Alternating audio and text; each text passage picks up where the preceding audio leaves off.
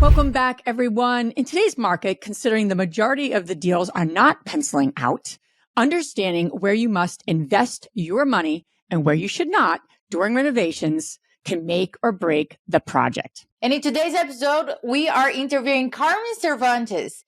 She is an architectural designer and real estate investor with 13 years of experience. We break down full gut renovation, long-term rental, and most important, why you must get together with your team members before you start renovations in order to make every project a successful one. So Carmen, a lot of investors that are looking at the deals that they just purchased right now, they have a question in their head. Would I make money with this or not? Right? We pray to God. No, let's not do that. Well, let's do that. But also, where should we invest our time? Do you believe a lot of investors do not invest enough time during the design and planning in order to save money? But at the end, they ended up paying more. Definitely. You are going to always find the most savings in the planning phase, because if you're making any decisions in the field, like if you realize, oh no, the kitchen sink is too big and I thought I was going to have more space, or I didn't confirm my dimensions, that is always going to be at least 2 to 3 times more expensive than if you took a beat at the beginning, slowed down, and really prioritize ensuring that everything was thought out beforehand. I remember, Liz, do you remember like Hope Street? Like it was three new constructions next to one another. And I remember sitting down with the architect and we were evaluating the windows in the front. I mean, it looked beautiful. All those custom windows were beautiful. But at the end of the day, I think we had to custom like 5 different types of windows. So let's not do that. Let's not do that.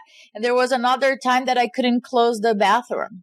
Guess what? The door was hitting the toilet. And that's the thing. Most architects don't really have an understanding of budget and construction costs. There's a lack of communication between architecture, structural engineer, contractor, all of them. They each think they're right and they're the most important in this entire process.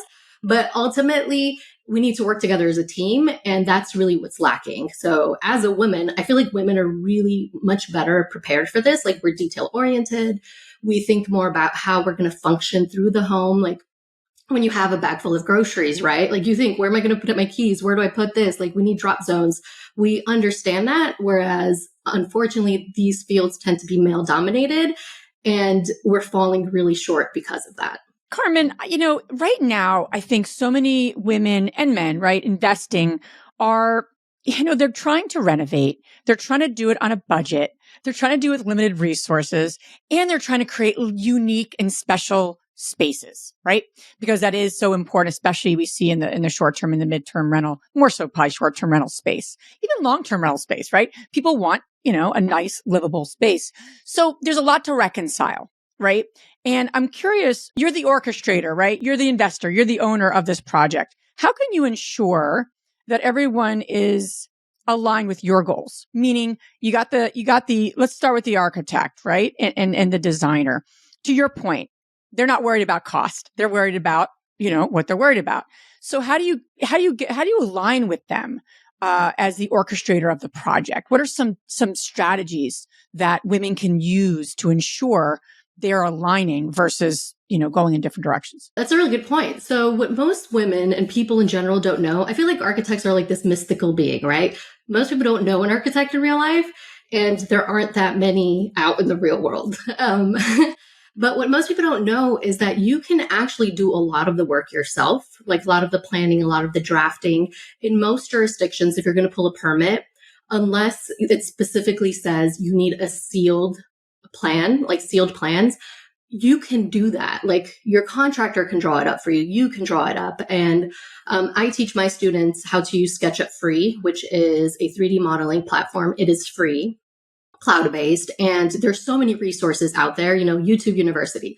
Literally, like, if we just took the reins of our projects to begin with and made sure that we understood the concepts, the language, we need to start really learning more of, what happens in construction, what happens in renovation, how does this design impact my budget?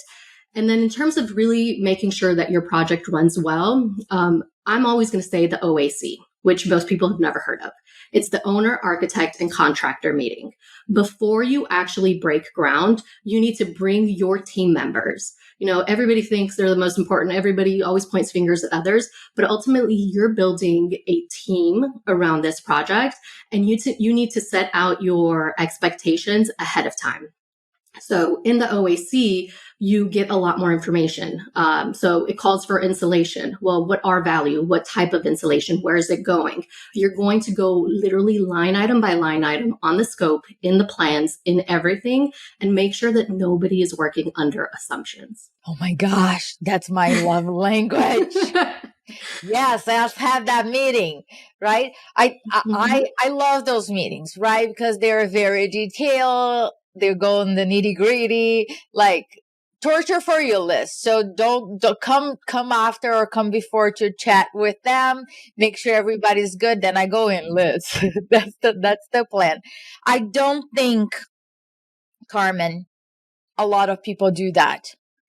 And then the result of that, the reason why we're talking about this, and I want to emphasize, the result of that is nothing more, nothing less than blaming one another. And at the end of the day, it's you, right? You investor listening to us right now, it's your pocket that's going to get hurt. So the more that you engage your team members into speaking the same language, agreeing to budgets, deadlines, more efficient you will be, higher profit at the end. You can't just in the middle of the project start putting up fires contrary to the expectation. So let's do this. We have different types of renovations.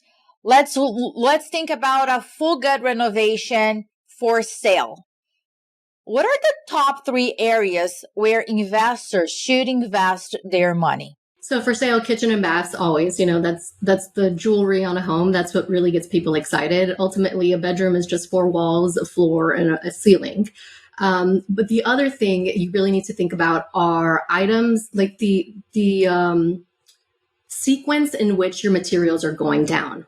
Flooring is going to be hard to rip up after if there's an issue or whatever. So in terms of flip, you do want to really go for stuff that has that wow factor, and you're not as concerned about the maintenance because you're not going to be the one maintaining it. So you will put in the Carrara marble because somebody sees it and is like, oh, wow, beautiful. But it's harder to maintain. But ultimately, that's not your problem, right? Like that'll be carried on to or pushed on to the next person. And where should we not spend our time and money when it comes down to renovation? Because I see a lot of people putting a lot of emphasis in certain areas, but do really buyers care about that? What have you seen? So it depends on the comps, right? Like we have to make sure that we're building and designing to something that people are going to want in that specific area. So really understand your demographic. If you have a family, maybe you want to spend more time outside on the yard, like create more of an oasis for them. Or actually, the one thing that I do find a lot of people are making a big mistake on is that they're spending money on really expensive fixtures. And you can buy a $200 faucet or a $2,000 faucet. Ultimately, nobody is looking at the name brand of that faucet. My one piece of like real advice in terms of fixtures and things like that is if you're like manhandling it, if you're opening it, touching it, whatever, several times a day, invest in the higher quality materials. But a light fixture, I spend $20-$30 sometimes on light fixtures. It goes up, nobody's ever going to touch it again, and it looks pretty. Carmen, I want to talk about women leading projects, let's go down the gut renovation example, Andressa, since let's just to keep that going. Women are getting into deals, right? And they have some experience. But I find, and again, I don't know as much as Andressa by any means. You don't want me leading the construction on a project. But you don't know what you don't know. And what you don't know can really cost you. like really cost you, right? I always say rentals are forgiving, flips are not, and one mistake can really put you under in a flip. All right, we talked about fuga and renovations, and now we're going to transition to our rentals. Looking at the rentals, we will have to deal with a lot of maintenance, right? So where should we invest our money when it comes down to our rentals? So again, look at your comps. Obviously, we've got different levels of design. If you're more like lower tier, you can do laminate countertops, things like that. Ultimately, it goes to you are going to be maintaining this. So make sure that you are cognizant of how people are going to use and abuse it. Nobody's going to take care of a home like you are because you spent the money on it. So a backsplash on a vanity is always important. Otherwise, you're going to get a mess. You're going to get water and mold built up there. And then ultimately, you really want to make sure your systems are top notch in an ongoing rental. Because the worst thing is to be getting calls about, your AC is not working, your this is not working, in appliances. I always put brand new appliances in rentals. They can be lower tier appliances, but think about how long you're going to hold on to this property and make sure that you understand that there are going to be ongoing issues and that you can mitigate that depending on your decisions. The other thing is toilets. I've put in a $98 toilet in a flip. I put more expensive toilets in a rental just because there are so many toilet problems that come up on long-term rentals or anything like that. And I don't want to be dealing with it. Absolutely. Especially if you are the landlord that pays for the water. Because I had an issue once. I only knew about this issue when I got the water bill. Oh, and yeah, then water bills can kill the you. water bill was like thousands and thousands. And I called the tenant immediately and I said, I need access to your unit because I think there's a flood happening there. I don't know what the hell is happening. She's like, oh, I meant to call the property management company to let them know that I think there's something wrong with my toilet. Yeah, she's not paying for it. Exactly. It was constantly running, right? Yeah. Exactly. Yeah. And it was that little, like, you think that is not going to cost. Oh boy, was she mad. Because on our lease, we say that she should have communicated that. So we had to make a deal there because I was not willing to eat the entire mistake on my own. But quick question for you. I see a lot of people, in order to save money, they go to the construction stores or mom and pop, and they see like leftover tile from last year's.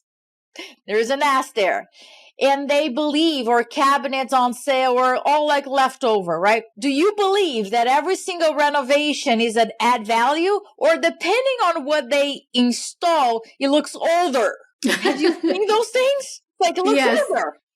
Yeah. So just like in construction knowledge, there's a lot of lack of design knowledge for the layman, the common person. It is really tempting to find materials that are inexpensive or free or fell off a truck somewhere. But like we were talking, I believe one of you stated at the beginning, where I personally, and I feel like most women, when they do renovate, try and make a space feel better, nicer, more special. And I honestly think it's on us. Like it is our responsibility, because when you make amazing spaces, your tenants start to believe amazing things about themselves. Like our environment really plays a huge role in that. And instead of being like your typical real estate bro or somebody who just, slaps some lipstick on something to try and mask an issue, design goes a long way. So depending on how long you're going to hold on to it on the flip, if you know your tenants or whatever, like it really does behoove us to try. And I'm not saying it needs to be expensive, but it's generally not dirt cheap. And unless you're a master designer, like piecemealing things from remnants can look really haphazard. All right. So for all the women that are saying, I suck at it, or the men that are saying, I don't even know what design means. Where can we go to at least get the trends that we are seeing right now, to at least the right color and forget about the yellow and the gray cabinets, for God's sake. So use House. House.com is super invaluable. Most people think that designers just have all of these design ideas in our head. That's not the case. We look at references all the time. Like, go through the magazines, see what speaks to you in terms of like what you like about it. You might not fully understand what you like about it, but you can start to pick elements from it. House, HOUZZ.com. It's a database of other people's projects. So you can type in boho kitchen or mid-century living room, black bathroom, whatever the things that you think are speaking to you, type that in and you'll see hundreds of images that you can then start to get more design reference from. I would even take it one step further. Is there a place that, say we have an investor, we have women looking at a multifamily and they're like, I think one of these units I want to do is a short term. One of these units I want to do is a long term. Is there a place that they can kind of get like a hack? And in other words, what renovation strategies do they have for those different units? That's part of it too, right? Is that something that's included in this search or no, where they can actually get ideas on, what's overdoing it or underdoing it for these types of even strategies for more of like a short term versus a long term? That's a good question. Unfortunately, there's nothing I know right now where it's like you can say, I got a business idea, Andressa. Right? Just go to Airbnb and copy what the top rated. Sure. The top rated properties nearby or where you want to be. Yeah. You'd be surprised. Like Google image search. I don't know if you're familiar with it. We use it all the time. Like, find something, a couch that you like, but obviously it's too expensive. Google image search it and it gives you a ton of different options. But in terms of like, if you're talking about a package where you can just say, hey, this has everything I want in it, then you would most likely be reaching out to a designer or spending the time to really learn it yourself. Love it. When it comes to construction management, and we hear this from so many of the women in our community about just managing contractors. After there's been agreement, after you've had the meeting, what have been, just some of the pitfalls to avoid that, you have any specific suggestions for those listening? So it's so easy to blame the contractors, right? We also have to look at what our role has been. What are you talking about, Carmen? Have we been the good client as well? Like, don't come in. And that's what, the OAC and really understanding and aligning the expectations is huge at the beginning, because if you have an allowance for cabinets and it's 10,000 and then you end up coming and say, hey, I actually want the 15,000. Well, you start off the bat with like some animosity there, right? It's really planning at the beginning. It's understanding that every change is going to cost you money. It's going to delay the project. So it is so tempting to be like, oh, I didn't know this is what it was going to look like. Let me change it. The 3D modeling ahead of time is important. It helps you visualize. Again, SketchUp is free. And it has a ton of like 3D models you can input in there. If not, reaching out to a designer just to help you with the visualization. I know that tends to be the hardest part, to be like, I thought it would look different. Aside from that, every single room should have its own mini scope. So every time a tradesperson comes in, I go in and be like, okay, painter, you're here. Let's go room by room and make sure that you understand what the scope is. And that if there's anything that you see that I didn't, bring it up to me and let's figure out a solution before you even start. I like that. One thing that I saw as like a cheat sheet in one of the projects, that they place the scope on that room and leave it there so they can see it. Now we're going to talk about materials. How can we save money on the purchase of materials? Well, before I get into that, let me tell you a quick story. Once upon a time, Andressa, 5'4", went to Home Depot, get finishes for her flip. I was able to get the lighting, the faucets, and then I had a little trouble trying to carry the toilet. Yeah, I tried to carry the freaking toilet, like literally from the shelf to my cart.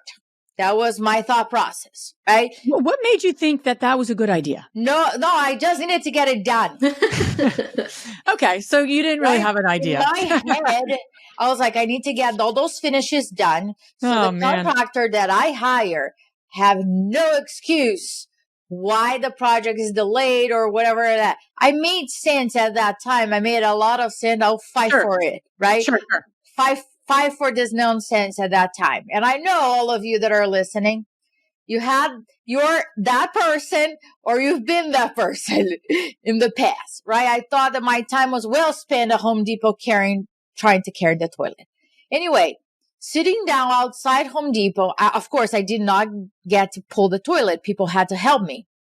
I was sitting, waiting for the contractor van to come and they get the toilet. And I was like, I don't think this is how other successful investors do, because I don't see them here. They're not here.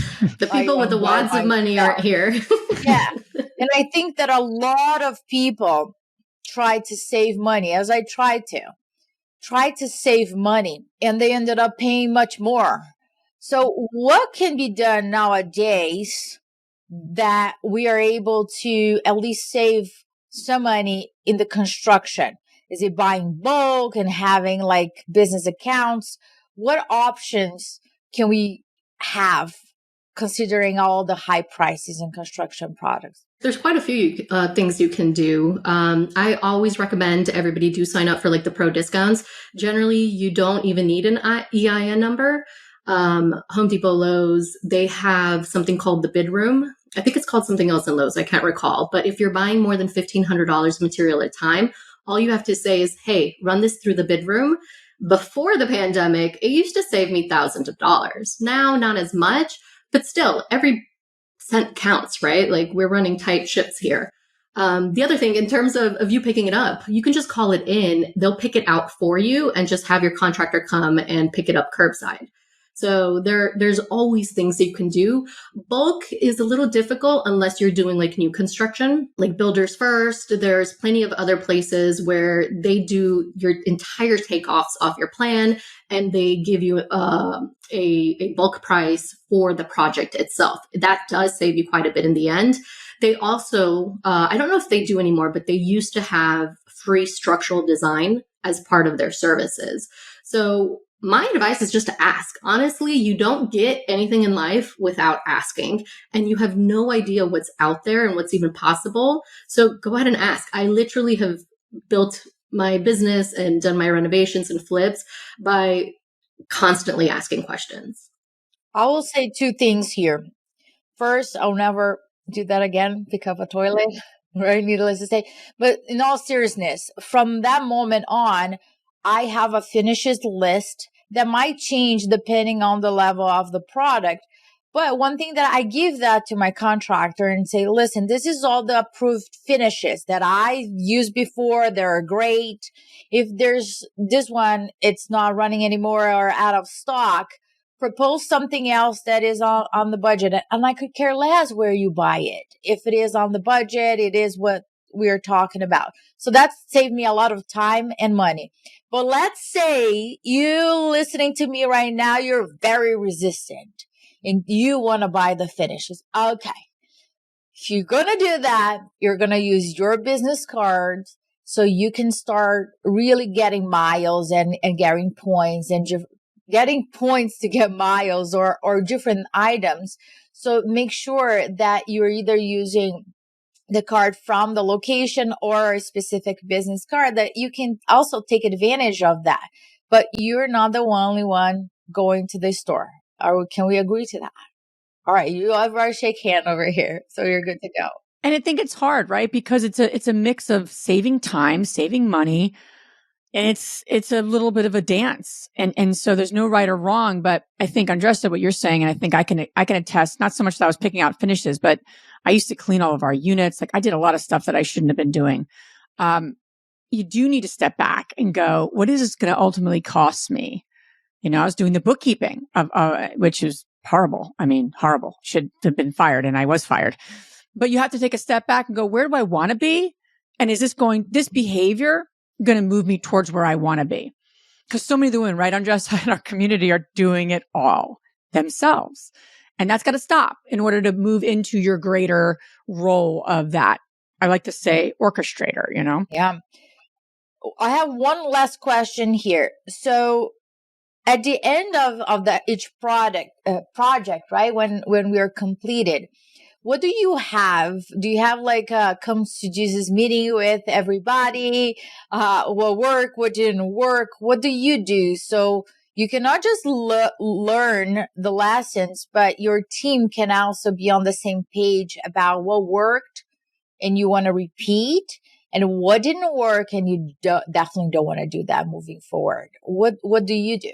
This probably not completely answers your question, but I do want to make sure I state this. Make sure you get lien waivers from everybody before you pay out, because the last thing you want to do is finish your renovation and then have some sort of lien on you not be able to sell it.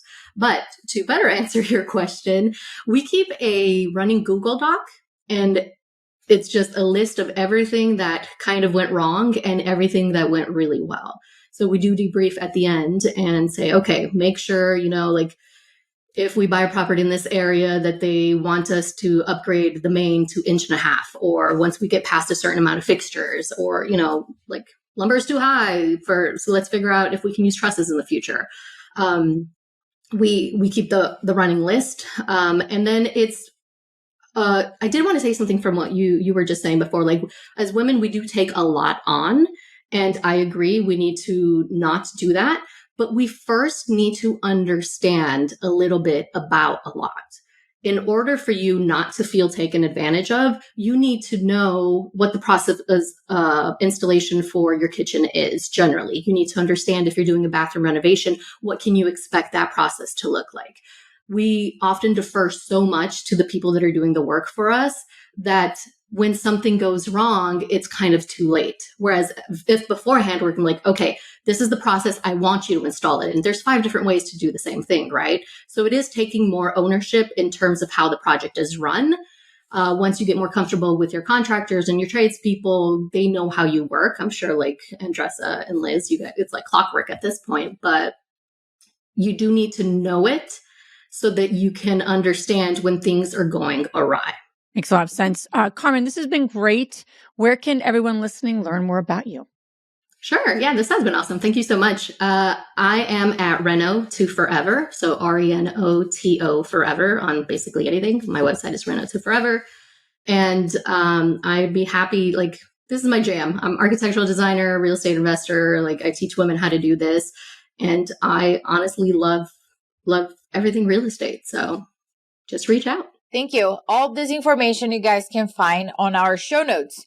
Now we're going to transition to our fabulous 3 questions. And the first one, Carmen, is, what's the most transformational book you ever read? Flowers for Algernon in like the 8th grade.